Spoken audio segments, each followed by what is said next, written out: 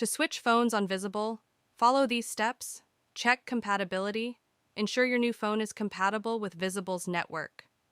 You can check compatibility on the Visible website by entering your phone's IMEI number or selecting your phone model, if it is an Apple device.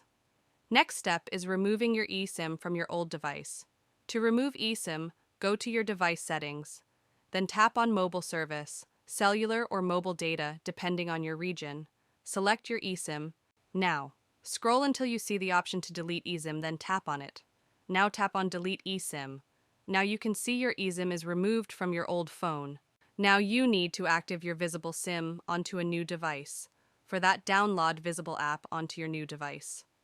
Now open and create or log in to your account by providing the named informations. Now select a plan you would like to use.